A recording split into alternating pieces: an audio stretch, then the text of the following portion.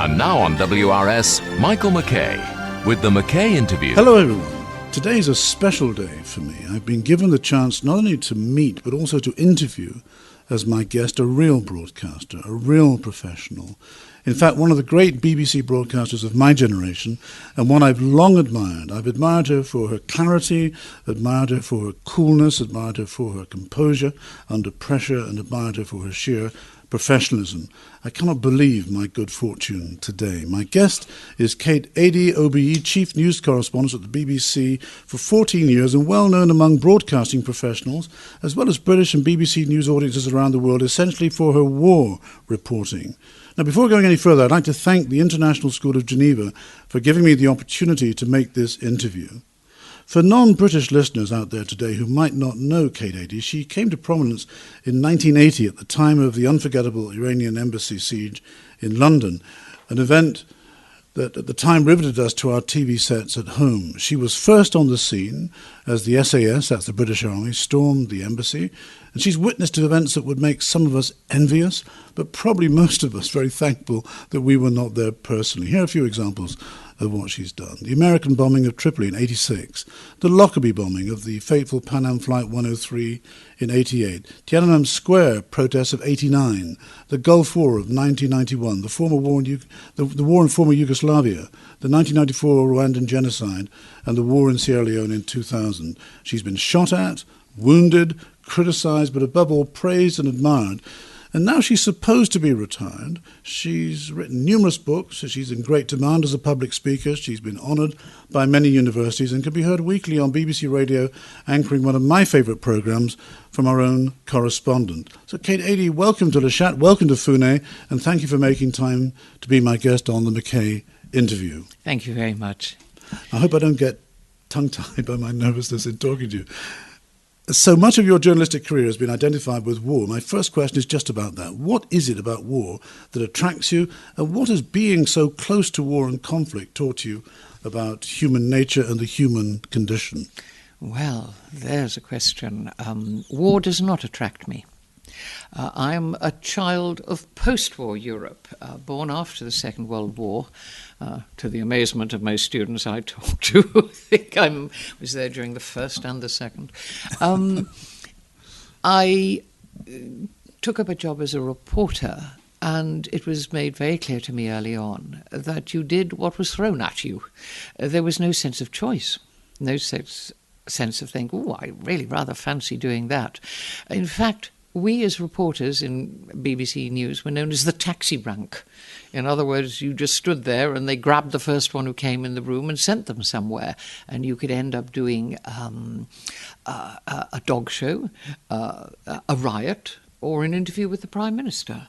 So it was a matter of who was there at what time. For the written word or for radio as well? This was for radio and for television. And when I first was working for television news, it became abundantly clear that alongside the dog shows and the interviews with politicians and the industrial stories, there were international affairs. And sadly, this often involves conflict. You also got that in strikes, demonstrations, protests. Conflict is one of those events, one of something that happens, an activity which is all too common, and so is war. And so war came into the scope of the reporting assignments. In other words, it was just another story to do. And so you found yourself heading off to certain conflicts, and you hadn't chosen to do it. You weren't particularly attracted to it. But there is one big but in all of this, and it's also the reason why war figures rather a lot in our media and on TV screens in particular. It's because it's significant. The shape of Europe today is very much the result of First and Second World War deliberation, or the negotiations after those wars, changed boundaries, moved whole populations, and affected tens, if not hundreds of millions of lives. War is horribly significant. So that's why reporters cover wars. Let's go back to you a little bit more on that one again. I listened to one of your reports where you said something like, I went beyond the borders of danger. Is it possible to describe to me why you put yourself at such great personal risk for a good story? I never put myself in personal risk. Let's be absolutely clear about that. A journalist's job is to bring the story back, not to be part of the story, not to become the story. And if you're injured, you won't be able to do your job properly. So we're quite wary creatures. I can climb trees like no one else I know my age. I can go hide behind things. I don't get ashamed. I can go flat on the ground if I think there might be hot metal flying about, and I'm not embarrassed by that. You don't stand around like idiots you see in feature movies, who appear to stride into battle scenes, etc. Okay, professional soldiers can do that, but they are trained and they can defend themselves. But journalists are relatively timid. And there's only one occasion professionally, which you've quoted, where I went beyond what I would normally do, wondering whether we would get back. And that was in Tiananmen Square in China in 1989. And I went there and did that because we knew when we were out in the midst of a massacre by the Chinese army of unarmed and not hostile, peaceable citizens and students, a 5-hour-long massacre one night, which then continued the next few days, we knew that the Chinese authorities would deny what had happened, and we wanted to get the evidence. And we knew they'd try and prevent us, which they did. And we were determined to get the evidence. And it has to be said, I think it's justified by the fact that the Chinese government today still denies the truth of what happened. But we got the evidence. So I'm not attracted to danger or risk. And you take a lot of precautions. And you only go as far as you know that you can bring the story back, because that's your job. So let's talk about some of the subjects over the last many years of your career. Some of the strong and unpleasant men, when I say strong, it's in inverted commas, Karadzic, Gaddafi, Charles Taylor. Did you meet all of them? And would you, how would you compare them? And have you come across unpleasant and strong women?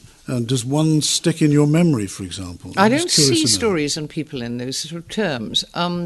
It's very much the case that when you meet people, particularly today, this has changed over the years, they are full of knowledge about how to deal with the camera, with PR, with burnishing their image, rather than coming over as a brute and a violent tyrant.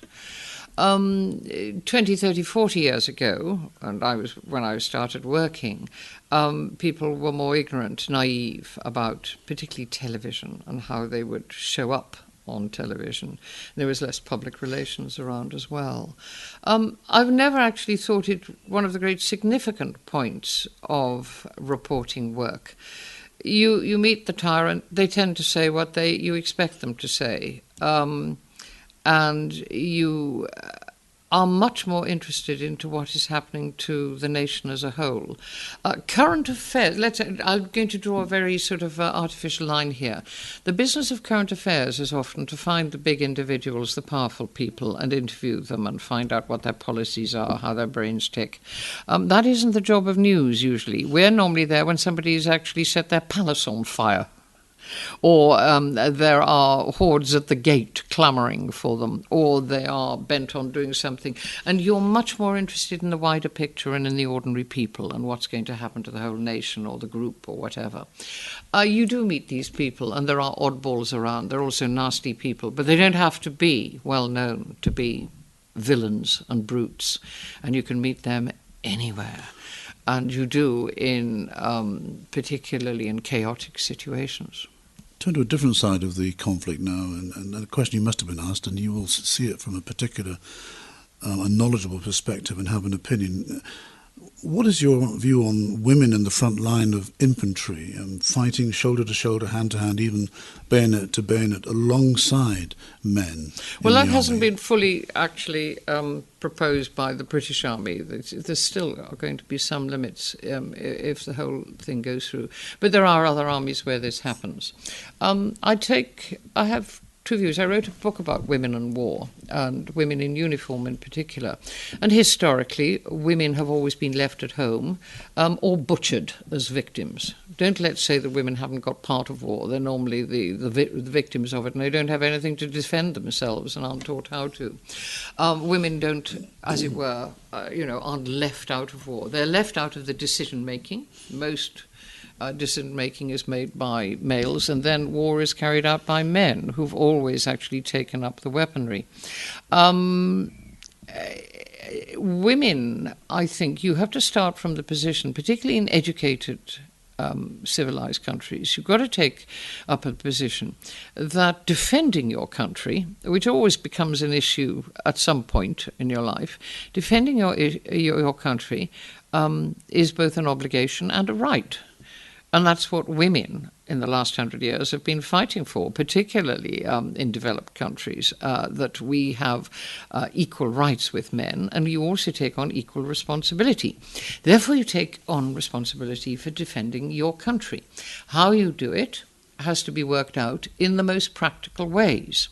And by that I mean that if you're going to defend using, and you have armed forces which have aircraft and ships and heavy armour and all sorts of other things, and also now cyber warfare, and women are perfectly capable of flying planes and of commanding ships, going to sea, and of driving tanks. What is specifically being talked about is the physical, brutal, what you could call almost boxing ring type of context. The hand-to-hand, where you face-to-face. have, what is known as CQC, close quarter combat. And in that, stronger, physically bigger people will win. Well, the first thing you have to point out is that some people, some men, are small, puny and weedy. So you've got to be selective, therefore, all over the place. There will be women, and there's no doubt about that, who will come up to the physical rigours and the standards. If they do, then there is no argument for keeping them out, except for one small one, which I'll come to. You are selective about it. And if women do reach the standard, what you don't do is lower standards. I have no time for that in any kind of professional respect when it comes to discrimination. Standards are standards, and you must reach them for professionalism. And if women reach those standards, far well and good. There's one small point. There is another argument, and I have seen this at close quarter. There is an argument which actually goes back to our origins and Darwin, that we become a herd at times. We close ranks. That's what you can see animals do when they're attacked. And the herd goes group think and group feeling. Now, if it's mixed and you have men and women, there is an argument which says the testosterone-fueled aggression needed for close-quarter combat is a male testosterone-driven thing. Well, it has there's a good deal of evidence this may be a fact. Put it this way, when gangs of blokes attack people, they don't really want girls come along. No, it's true. When huge groups. So there might be an argument. Then there's another one, and I'm interested that people have missed this one out. Why not have all women groups?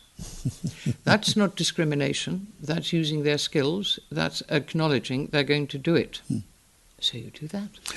Today my guest is Kate Adie, for many years the BBC's chief news correspondent, and we're on the International School of Geneva's campus in Fune, just outside the city.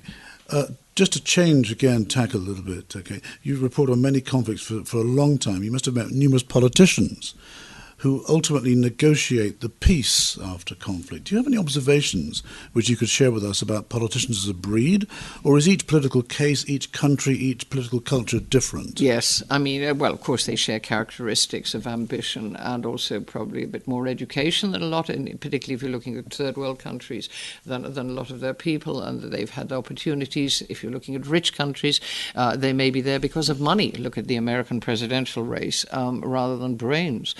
You're looking at different groups very much, and their cultural background and history has everything to do with it.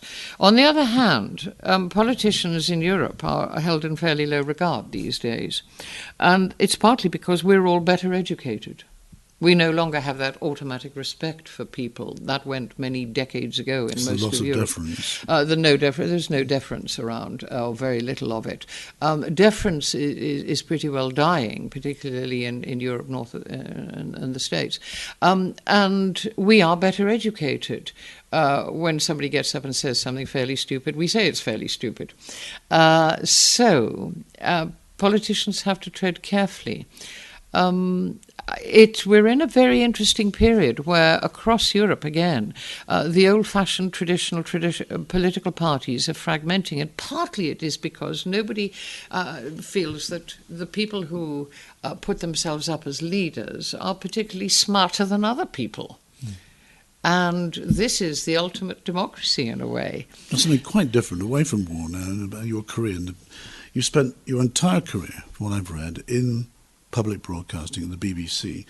Is that just the way that your career has worked out, or do you have a particular point of view or preference for public over commercial broadcasting? The practical reason was that when I joined the BBC, I joined in radio, and that was the only radio outfit around. There weren't even any commercial stations. I then went through on the television side, ending up in the national newsroom. At a time when discrimination was fairly rife, right across life and the employment spectrum. But the BBC was not so prejudiced against women. The only other station to work for was ITN, and it treated women abominably, the girlies. Okay. So there was no way of going down there. Women weren't given any choice to do any serious reporting.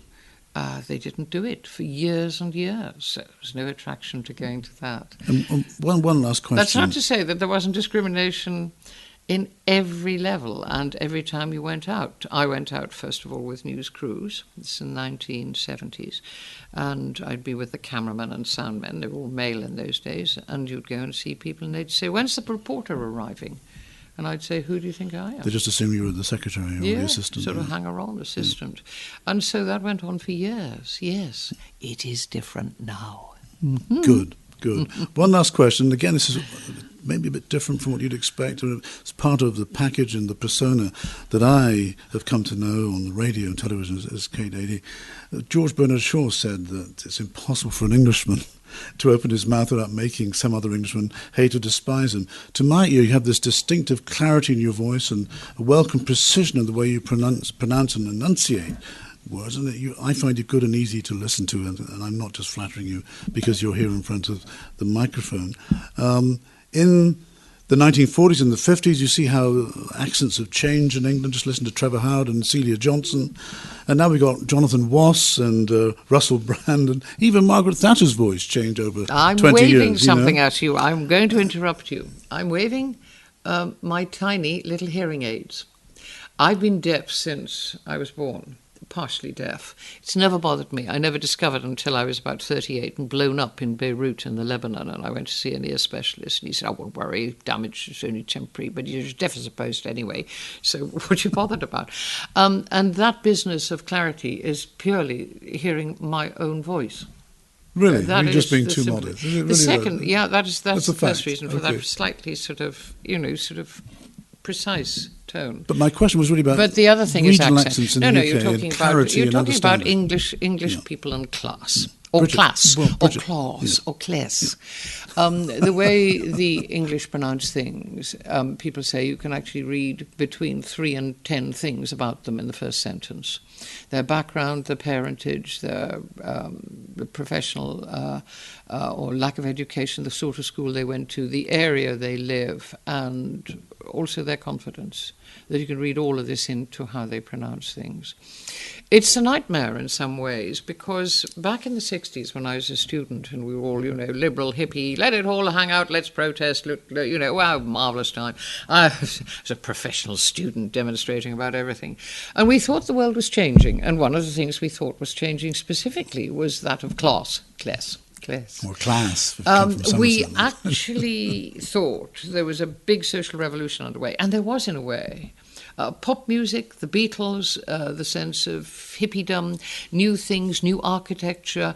The post-war depression was going. We were going to be changed, more modern, more progressive, more liberal. An enormous amount of our law changed. We brought in laws about women's equality, about the treatment of gays, eventually about race. These things all changed, much more liberal, more progressive. We thought with that would come a complete change in this rather peculiar and very specifically British class system. I said British now, rather than, but it's different right through the British House. It's true, yeah. But voice is the great marker of it. And to my amazement today, it still is. Now, the BBC speaks with what you can call a sort of middle to upper middle class sound.